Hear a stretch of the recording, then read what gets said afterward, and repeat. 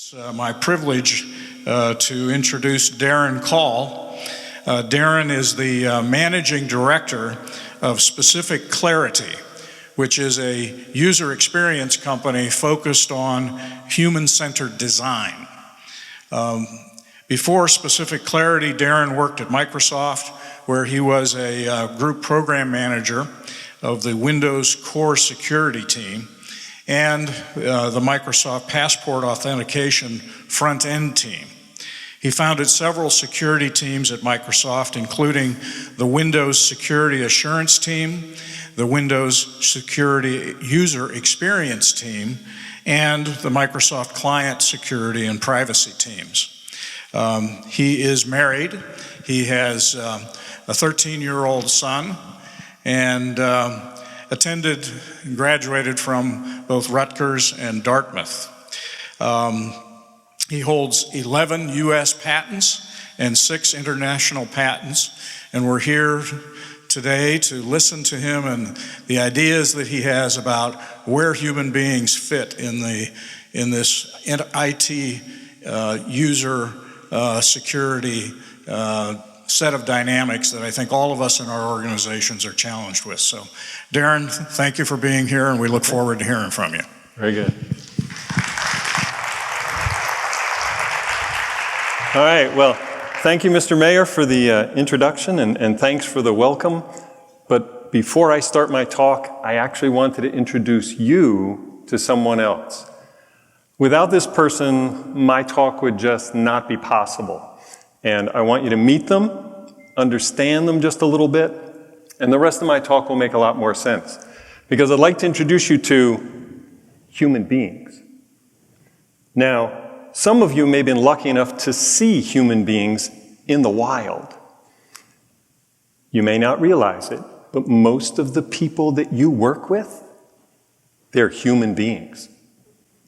And I have a confession. I'm a human being, and I'll prove it. See? See the resemblance? And it may come as a surprise to some of you that you too are human beings. But wait until the end of my talk before you admit that, because my training is as a cognitive scientist. I study the perceptual and cognitive capabilities that lay behind the skills and limitations of human beings. So before you admit to being a human being, realize I am not here to sing the praises, to tell you all the fantastic things that human beings can do. I'm here to discuss human beings' faults, flaws, and why we make mistakes. So let me start with this fellow here. First is limited memory. Unlike a predictable system, human beings have a great capacity for memory, but they don't record every event that goes on. And the retrieval of that memory is really poor and unpredictable. Imperfect cognitive models. It's amazing how many human beings don't understand how airplanes fly, how toasters work, or how the government works. If you ask 10 people, you'll get 10 different answers. They don't model reality in the same way each time. Limited number crunching. This one's really amazing. Human beings are really good at serial calculations. If the numbers get too big, everything falls apart. And so it's a very slow calculating system. Emotional responses. Just when you put people into a stressful situation and you wish that they would respond rationally and in control of what they're doing, they make emotional responses.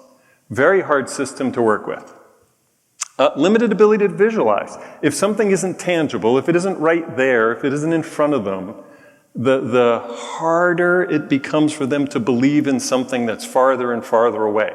The more abstract, the less real it becomes to human beings. Limited decision-making skill. People will procrastinate.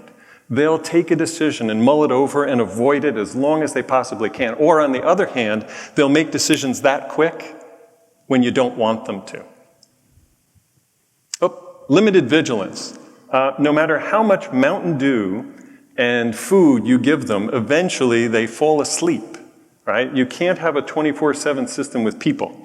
And cognitive biases, we are walking cognitive biases. We don't perceive things the way they are. We perceive things the way we want them to be.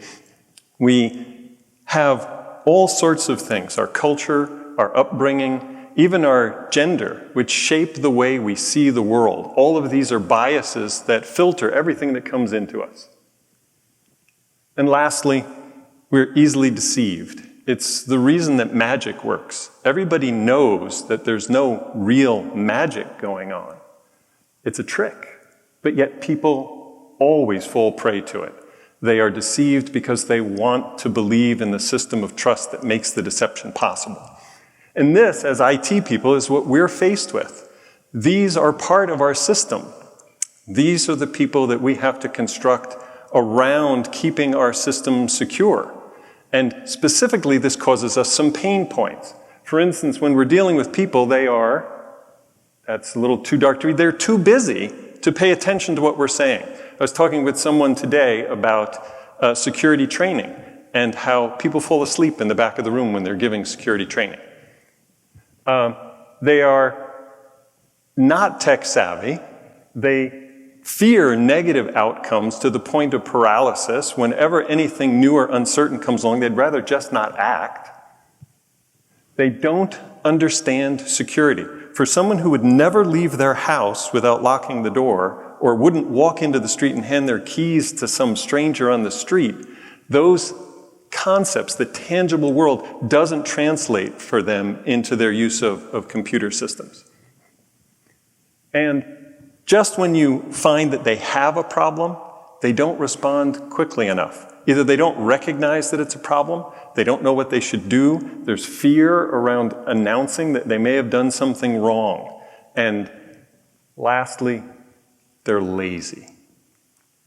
But I don't want to give you the impression that that's hopeless, because I actually have a solution.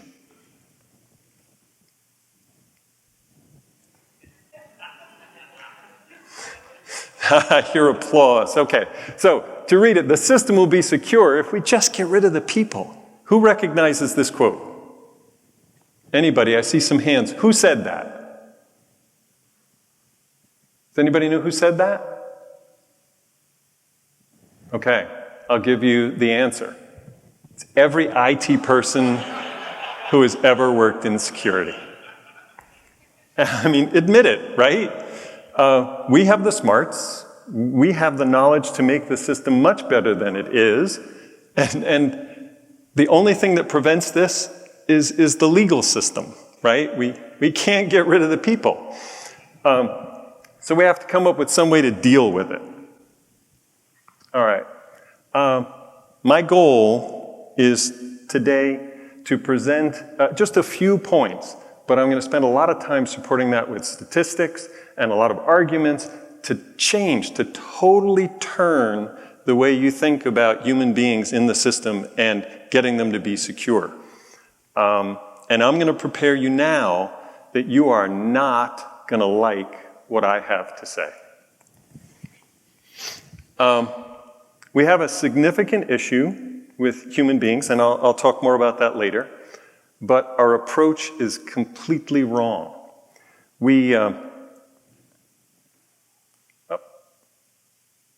There we go. We think that human beings should be different than they are. We try and shape them. We try and improve them. We try and take them from their bad behavior and get them to exhibit good behavior that will make our system work appropriately. We definitely think that when mistakes happen and errors occur, that it's the person's fault, but that if we could only educate them enough, they'll behave in the appropriate ways, and if that doesn't work, we just threaten them with certain pressures so that we motivate them to behave in ways that we've taught them how to behave. For instance, I'm making lots of errors with the clicker here today. Okay, so that is the current model, and if that's the way you think, then it's not those people that are failing security. It's you. And it's me too. because that's the way I used to think. I'll tell you a story. I started a team, and the responsibility of that team was to make sure that 10,000 developers all coded with the best practices to ensure secure code. All 10,000 of them had been trained. All of them were tested to make sure that the training stuck. And yet, they kept making mistakes. They kept making errors, sometimes huge errors in the code that left the system vulnerable. So my team set about finding ways to inspect what was going on, line by line, looking for poor coding practices that would lead to vulnerabilities. And we found hundreds upon hundreds of them. And what we did at first was to go to the people who had created those problems and say, hey, we put a bug in, you made a mistake, you got to fix it. And what we realized was not everybody thought that that was a priority. Bugs were not fixed. Bugs were dismissed as unimportant. So despite their education, they were still making mistakes. Even when it was pointed out, they were still not following through the way we wanted them to. So what I did was then set up where every month I would take the tally to the highest executives. And in a meeting with 200 people, I would give the monthly report on how many new problems were discovered, how many were fixed, and how many went unfixed. By division, by group. And all of the SVPs were in the room. So this was a great system because the highest executive took his hammer and he banged on the heads of the SVPs who got bad reports. They went to their VPs with their hammer, banged on their heads. The hammer kept getting passed down until those bugs got fixed. The only problem was, month after month, I kept coming back with hundreds of bugs. Sometimes by the same groups, sometimes by the same people, sometimes the same mistake, over and over. Needless to say, the big executive didn't like the fact that I came back every month with the same report. And I'd made a mistake. Whatever we were doing to train and to punish was not working. And we had to come up with another way. So, the scope on what I'm going to talk about today is not like a lot of the other security talks you're going to hear today. I'm not talking about technology.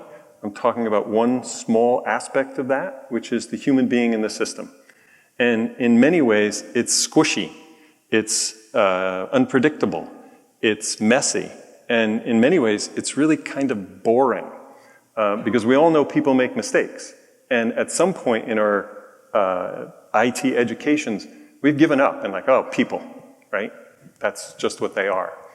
And I think in that way, it may actually be one of the most difficult things to fix, and it may end up being the most important one to fix for security. So, along a continuum of what you're going to learn from my talk today, taking the current state and taking you all the way out to mastery, I plan to get you right over the border into awareness. The difficulty is that even if we had a lot of time, I couldn't get you much farther into literacy or experience with ways of coping with human error. And I definitely couldn't get you to competency and mastery because we're not there yet. As a field, the approaches are just not there. The experimentation has to start with you and me and other people who change the way they think and try different solutions. Okay, so who am I talking about when I'm talking about human error?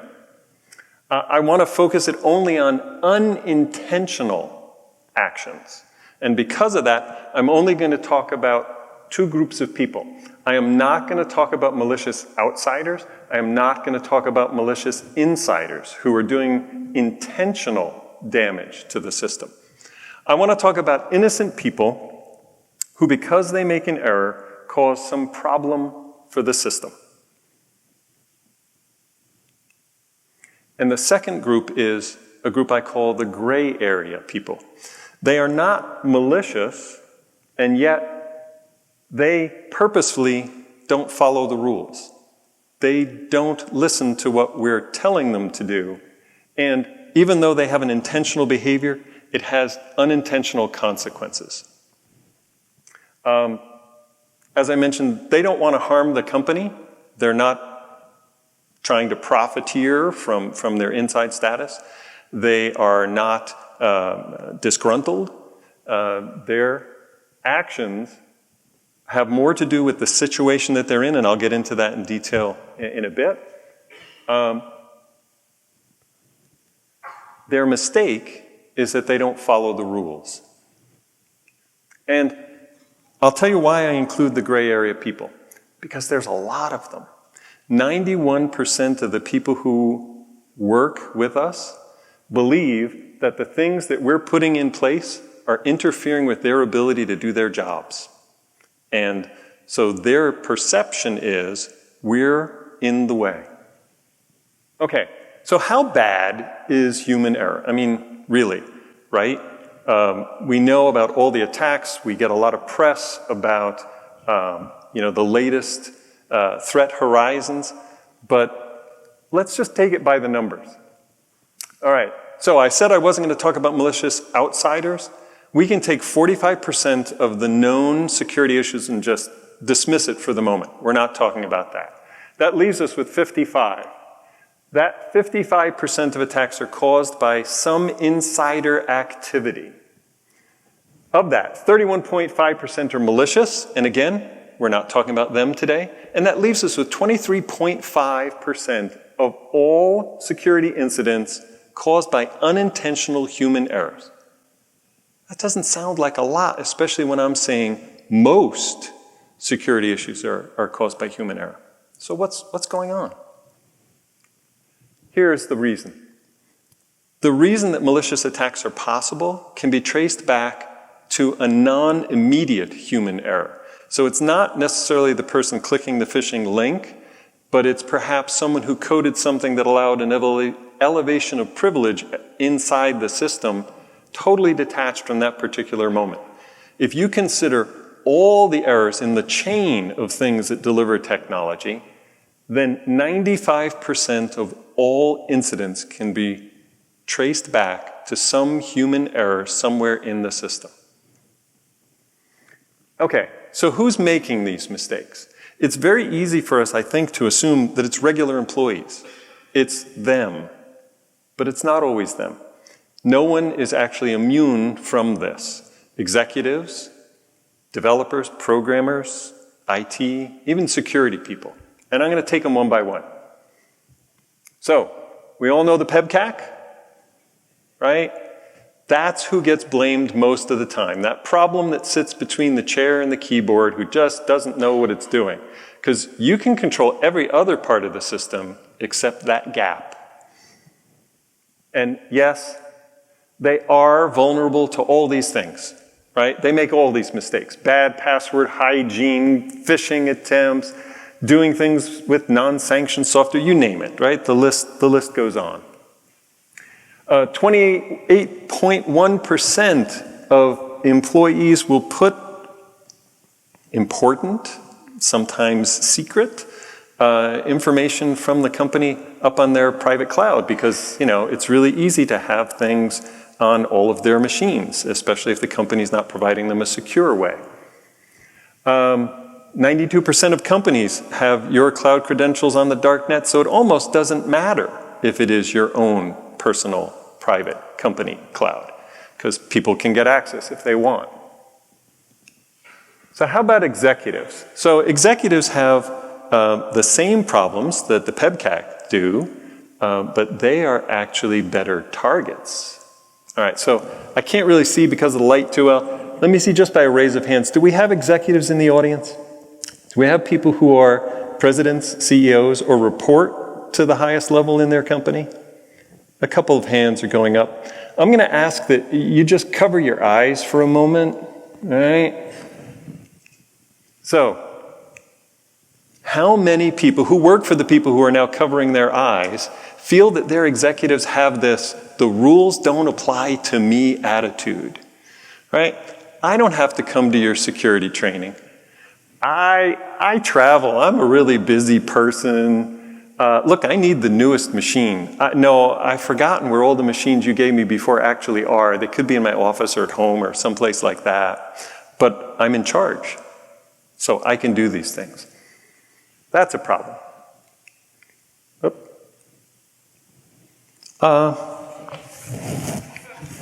So those people who raised their hands before, if I could just ask you another question. No, I don't really want to know. Yeah, so executives, they travel a lot. They're alone in hotel rooms. Enough said.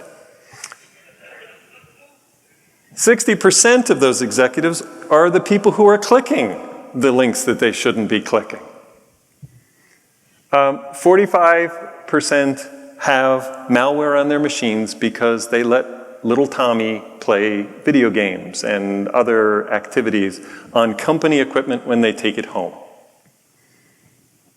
All right, so it's good fun to poke fun at the executives, but it's also programmers and developers, people who should know better.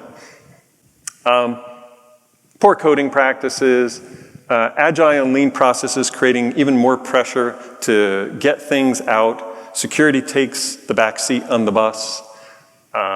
All sorts of common things that are well known that continue to show up.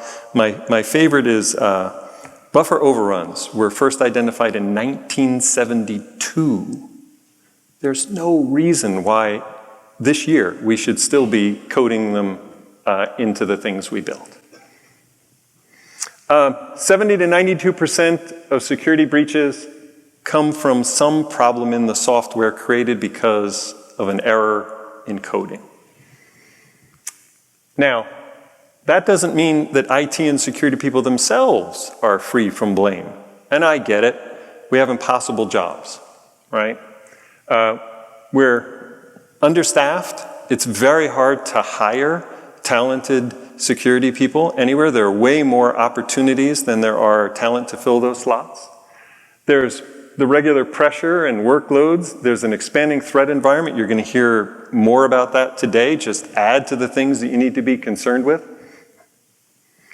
And yet, 55.6, every month, 55.6% of network admins are accessing things that they shouldn't have access to on the network. So there's a dichotomy between the rules we want everybody else to follow and the things that we do ourselves. All right, so this is my favorite part. I'm going to step out of the way here. This is the audience participation part. I want you to yell out numbers. This was a brilliant study. There's a security conference that we all know. The brightest minds in security go to this event. And 2 companies got together with a little quiz. And they presented 10 emails to people who were willing to take this quiz. But they did not tell them how many of those were actually phishing attempts and how many of them were genuine emails. They just said, can you identify any phishing attempts here? 5 of them were, 5 of them were genuine. So, percentage-wise, what's the percentage of people that picked out any of the phishing attempts, any of the fakes? Just give me numbers. Louder. 25? 60? 7? Okay. 66%. So 66% of the brightest minds in security were able to find at least one fake. You guys doing the math? How many didn't? All right. How many people got them all right? Separated them into the 2 categories perfectly. 0. Boy, you are rude. Come on, we're better than that. 6%. We expect every person that works with us to do this flawlessly, and yet only 6% of the best minds in security could do the task that we think everybody else should be able to do. But come on, let's give them some credit. Who got half or more wrong? And by that I mean said, this is definitely phishing, and it wasn't. And this is definitely okay, and it wasn't. 25, 62, 17. So you look at this and you think, if we can't do it, how are they supposed to do it? All right, so knowing that people are what people are, knowing that everybody's vulnerable, what do we do about it? What is our model? Our model is that we think humans beings should be different, and it's their fault, and we educate them, and then we threaten them. Just repeating what I said earlier. All right? 42% of us think that it is the end user's failure to follow the policies that we've laid out, and that's the cause of human error. 31 named failure on their part not keeping up with current threats. 29 thought it was just their general lack of inexperience. If they just understood how things work, they wouldn't do dumb things. 26 admitted that IT staff didn't follow policies and procedures. 42 cite general carelessness. And my favorite, 78% of security professionals think that it's negligent and careless ignorance in following security procedures. Right? We've set up a perfect system. We know that they're flawed, but if they just follow these, everything would be fine. All right, so knowing that model, keeping that model in mind, it sets what we do about it. What do? People make a mistake. We name them, we blame them, we shame them. That meeting that I told you about every month, the whole point of that meeting was to shame the people who ran those organizations into doing what they should be doing just because it's right. All right, people are uninformed, and we realize that. What do? We set up security education. How many groups here actually have training for new employees? Security training. That's about what I expected. All right. People have imperfect memories for the things that we taught them. What do we do then? Well, we send them back to security training, right? Because they didn't get it the first time. People are irrational and uncertain about what to do. Well, we help them. We write policies. Every time we learn about some new thing that someone does, we write a policy, we add it to the training. If they continue to make these errors, what do? Well, we make more policies, right? They're poorly motivated to follow those rules that we set up. What do? Well, we make sure that their performance reviews and disciplinary action, meeting with their boss and their boss's boss, is part of what happens when you're not following the rules.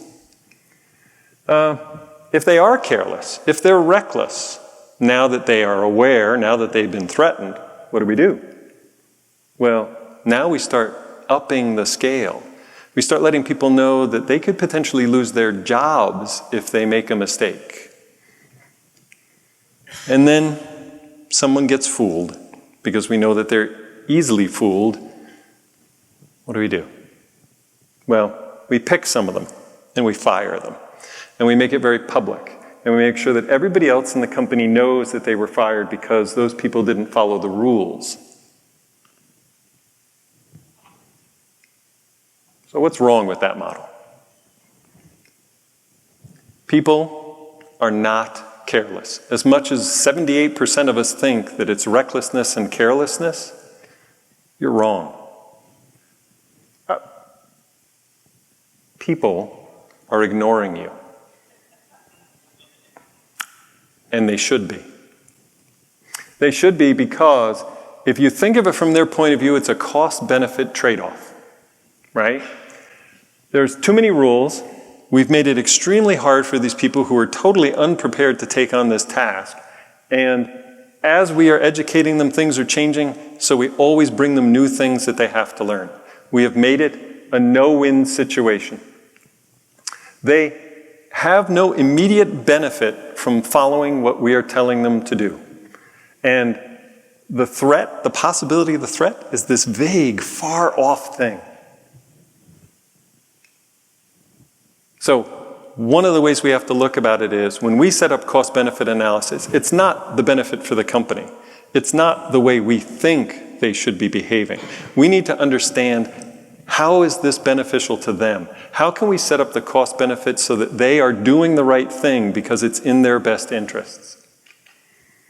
Now, the people who are ignoring us, they have lots of other pressures besides the ones that we're putting on top of them. Let me just, I'm going to skip ahead to here. Yes. So every year we're asked to do more with less. Every year we are putting in more work hours, doing email at home.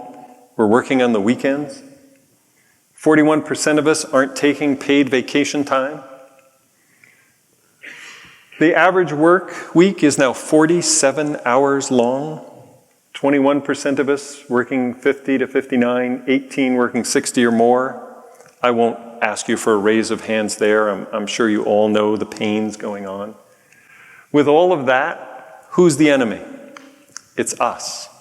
We're there immediately. All this pressure is behind them, and we're adding more onto that pile.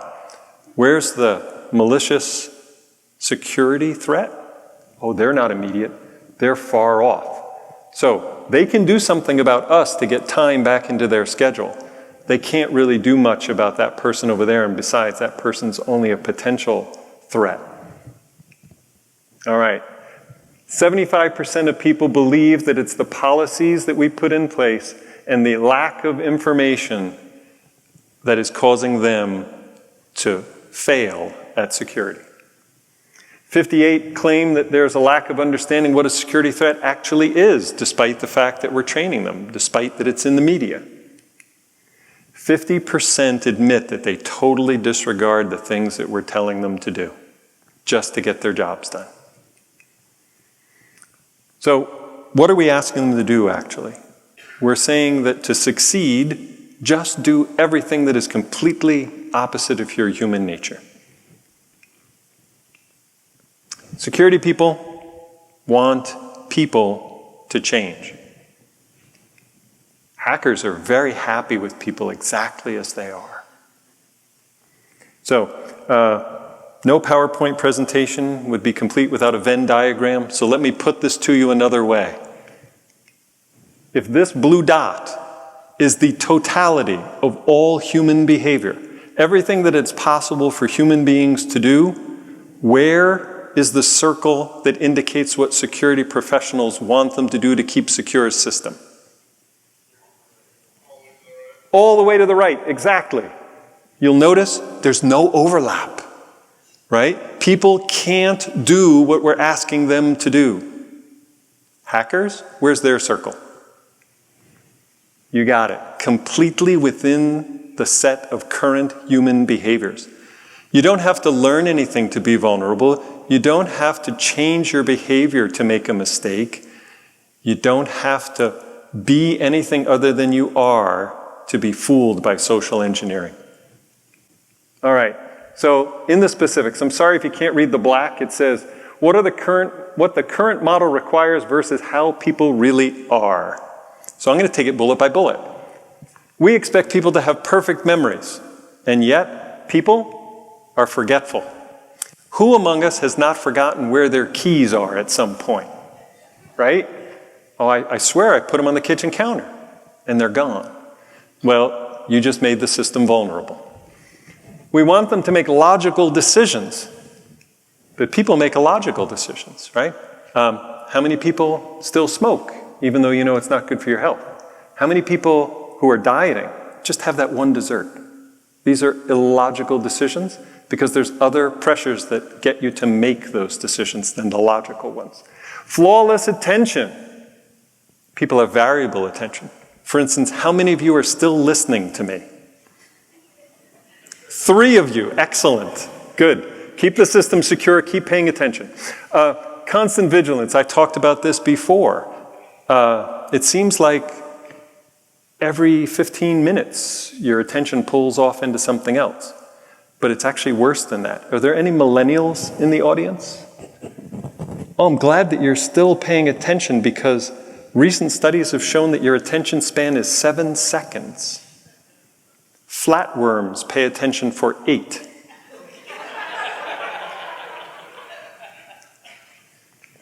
How? I don't know. I just, rational, people are emotional. We demand that people have, sorry, I went ahead again, no automatic processing. Well, automatic processing is what makes human beings human. We learn something, we practice it to a point where we no longer need to pay attention, and we can do it without thinking. And that frees us up to start thinking about other things, larger things, new things, abstract things, creative things. Because if every day we had to figure out, how is it that I walk? Oh, that's right. I got it now. Automatic processing. Positive morale. All right, show off. No, I won't do that to you guys. We all know that there's varied morale. We think people should be doing things motivated by the best things for the company. And yet, a lot of people feel that the company's not doing the best things for them. So, as we keep asking more of them to protect security, to protect our IP, what are they thinking, right? What are you giving me back? High capabilities. We would all love to work with the smartest, most energetic and creative people in the world. Yeah, let's be polite and say it's mixed capabilities, right? People vary. Not easily fooled. We've talked about that fooled or easily fooled, but this one's really good. We all think that we make excellent risk assessments and that everybody else should make excellent risk assessments. And the truth is, people are notoriously bad. All of us are notoriously bad at making risk assessment. We overestimate. We are very optimistic about certain outcomes if they're positive, and we underestimate by a great extent the negative impacts of bad risks. It's just the way we're built. All right, and now for the super bad news. That was the average person's description. If we are so concerned about security and the impact on how much it's costing companies, well, no, there's something that we're not paying attention to at all. Anybody with a cold should be forced to go home.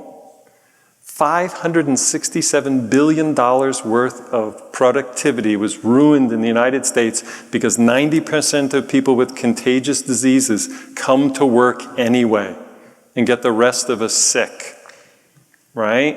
Forget the security problem. Let's just give everybody tissues and send them home. All right. 21% of people will report that they steal things from work. Imagine the people who won't even admit that much. But of that 21%, only 12% of that actually do it because they're angry at the company. A whopping 53% of the people who steal things from work, it's opportunistic. It's lazy. I needed a stapler, but I'm not going to go to the store. There's one right here. I'll take it home. And they steal. And then 18% of the people that you work with have a clinically definable mental problem, whether it's anxiety, ADHD, PTSD, anxiety, you name it. And these are the people that we are expecting to perform perfectly. People with cognitive impairments, thieves, people with colds, people who are working the weekends, people who just don't have the morale to do right by the company.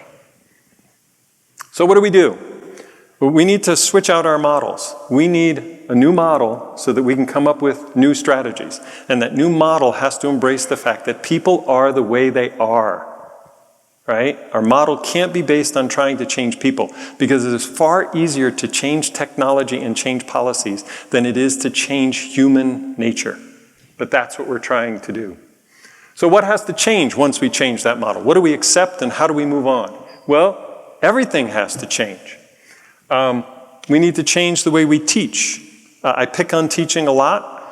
Teaching is good, but teaching is not the only thing. But how we teach, what we teach, how often we teach it, and the ways that we monitor what's going on have to shift into a human-centered way, because teaching is about teaching humans. Technology. Technology, of course, has to have its performance, but technology needs to be portrayed in a way that people can actually use it, because if people can't use it, it's not secure.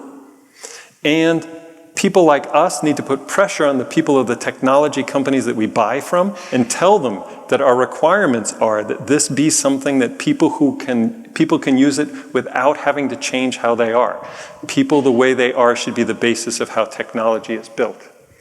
And our punishment and reward system needs to change. Our strategy and approach need to change. And we need to, in whole, shift from designing to perfect humans to designing for the perfectly human. Stop trying to change people. All right. So, we've been playing with this for a number of years. We've been trying to get companies engaged in this. And in that process, in those discussions, we found a number of ways to try and shift that. I'm going to bring up two just as an example, get down into some details to show you how you might implement some of these things. And the first one is training. And I pick on training a lot because, as with the show of hands earlier, 54% of companies don't even provide security training for their employees, their new employees when they come in. As a basis, even if you're giving bad training, you should be training people because that raises their awareness and you're going to catch some people and you're going to improve it up to a point. But training fades, right? I know a lot of companies say, well, we train every year. We have a lunch and learn. And the problem is, and it's very predictable, you can take training based on the material, based on the role and the people that use it, and even down to the individual. You can see what you train them and how long it takes for what they've learned to fade, especially when people don't do something every day. And then you can plot out and say, well, we never want anybody to dip below 70%. And once we have that glide path, we say that's when we retrain, when they hit the 70% mark. You can time your repetitions in a meaningful way rather than just some arbitrary once a year in November thing. Training works best when it's relevant to the person, so we recommend that you set up a training cascade so that everybody gets a baseline level of security training, but then based on your access or based on your position and access in the company, you get more training that is appropriate just for your behaviors. And another one is catching the user. And I'm going to say this wrong. There's a concept in manufacturing called poka-yoke. Poka-yoke, please help correct me if I... Poka-yoke? All right. But the idea there is you look at the entire system, you map out all the possible mistakes, and then one by one, you try and figure out what the user's needs and goals are when they're at that moment, and you design the system so that they can't make those mistakes, so that things are queued up before they happen. And when I say catch the user, it's not catch them making a mistake, it's catching them from falling, catching them from breaking their ankle by stepping into things. There's lots of things that we wish people would do, like encrypt things on their laptop. Well, just take it out of their hands, right? Auto-encrypt. Mandatory routines for changing passwords are a great way to make sure that people do it instead of just saying, hey, I noticed you didn't do it. So where do we go from here? All right. There's a lot that's just not known. So we're trying to talk about it, post about it, bring the awareness up. So there's my email. If you want to hear what we're doing about it in future events, please just write to me. I'll put you on a list. The talk that I just gave, if you think it would be valuable to have it in your company so other people that you work with hear it, start shifting the way that they're thinking about security, I'm glad to give the talk. Thanks again.